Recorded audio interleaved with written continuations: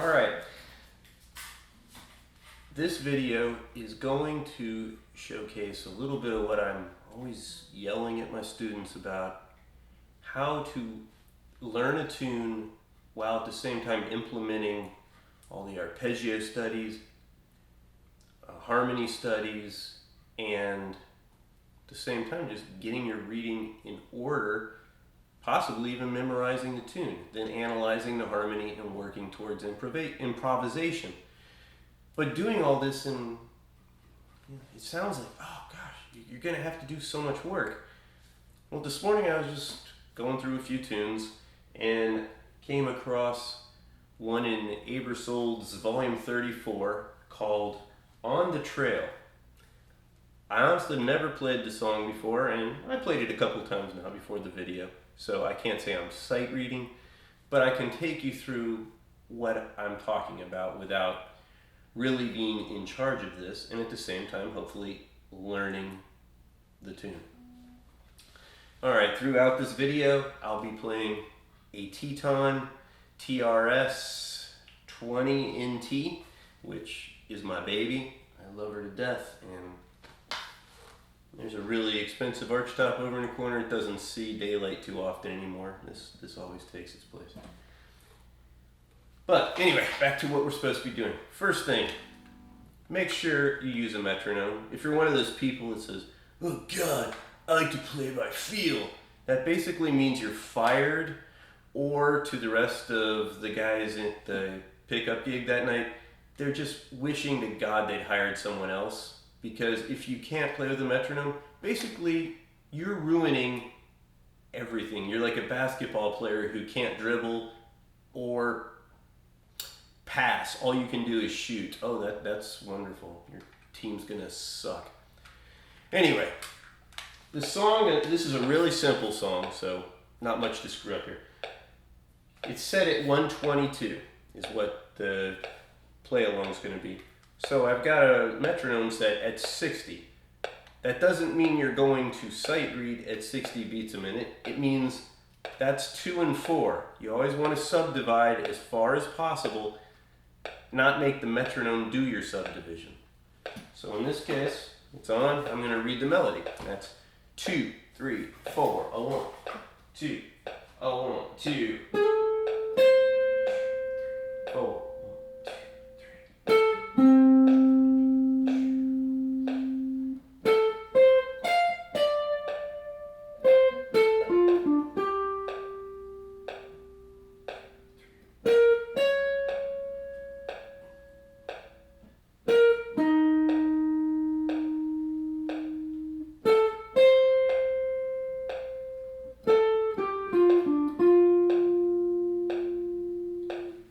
Okay, does it sound stiff? Yes, but it was in time. Once you understand how the song is moving, where the places you can take liberties are, you play around the beat. Doesn't mean you change time. So again, don't do I play by feel. Add feeling to the time. If we take the same melody now, 2, 3, 4, a 1, 2, 3, and 4.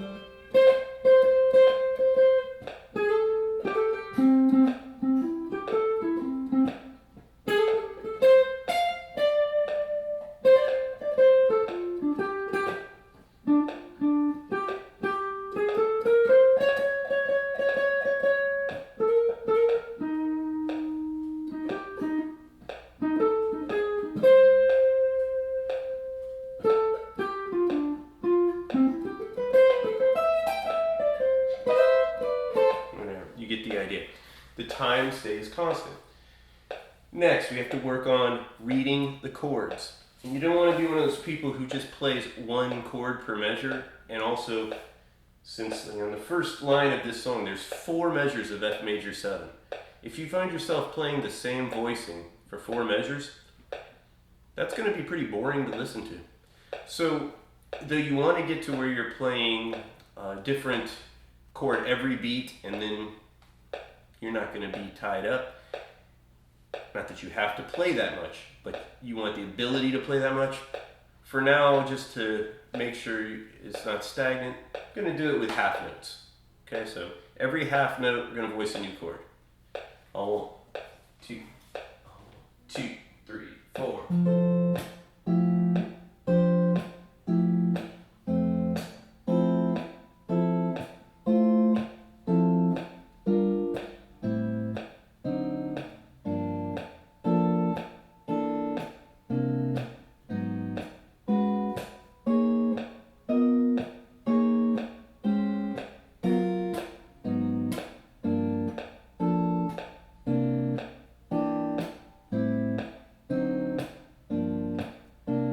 Great.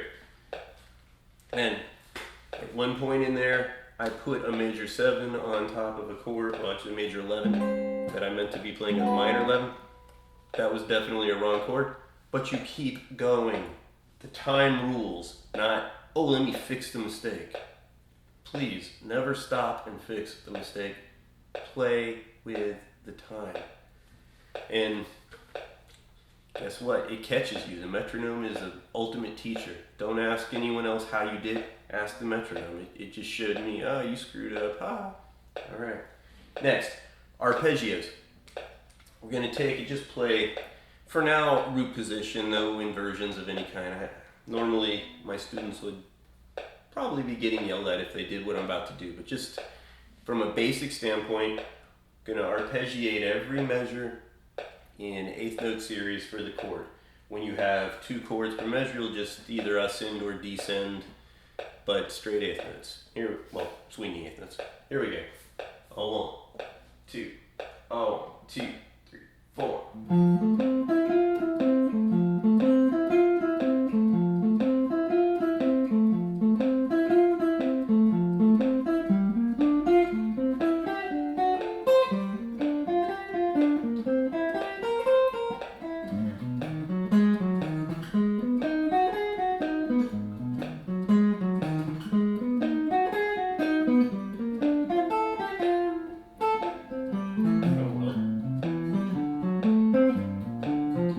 Let's try that again.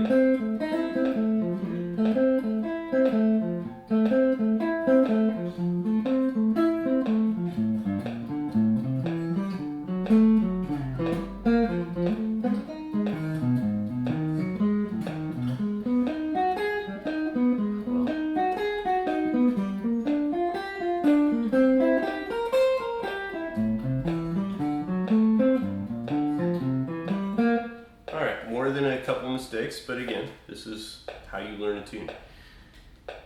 And next, we analyze the tune, looking for what the key structures are, what's going on that's making it move along, what can we add. And really, this tune is quite simple. Basically, it stays in the key of F, has one little 3-6-2-5 turn to get back to the 1, but during that 3-6, if that you don't understand that, usually in jazz the 3-6 is a borrowed 2-5 of the 2, and that's what's functioning here. So all that really means, you're in F, the 2 is G, 5 is C, 1 is F. Well, there's an A minor and a D7 that are going to precede the 2, and what's important about that is in the key of F, D7 doesn't exist. D minor 7 would be the 6th chord, but D7 is not there. It's working as just a substitute 5 to take you, or a borrowed dominant, it's a proper term, to take you to the 2. Why that's important? If you're playing over the D, you can't play that F and not include an F sharp. The F sharp,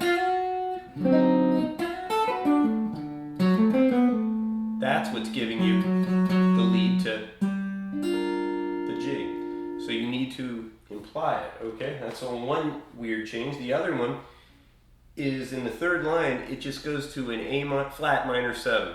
That is nothing to do with the key of F. So we say, okay, what's its function? Well, it's a flat 3 minor, but what is it beyond that? It's got a 4 in the melody, the D flat, that is just very pronounced. It's got a natural 9, so you know it's not Phrygian based, and it's got a natural 5 in it. Okay, all those things said, this is probably just a Dorian type of chord. That being said, you would probably voice it in a bunch of fourths. So you're not just going to go.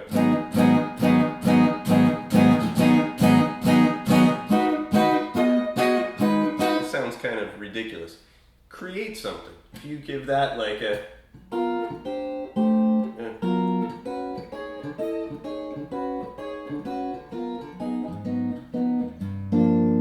It's going to sound a heck of a lot better.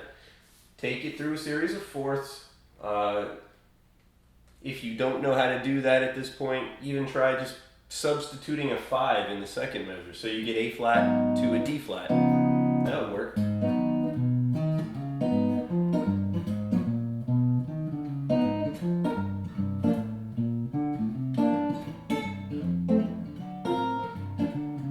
That sounds pretty decent. Gives it motion, as opposed to just 2, 3, 4, 2, 3, 4, 2, 3, 4, 2.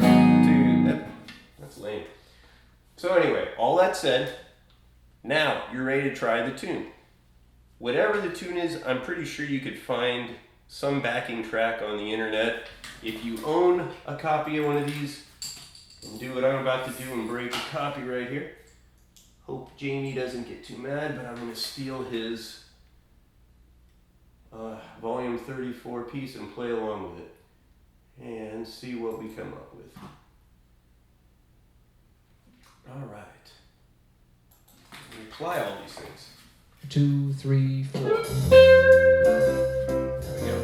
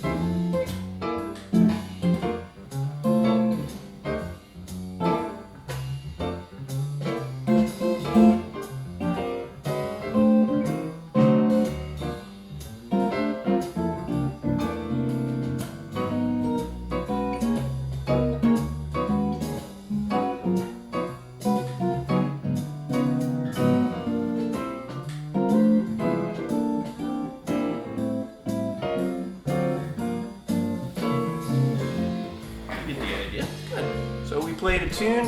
Hopefully it sounds musical.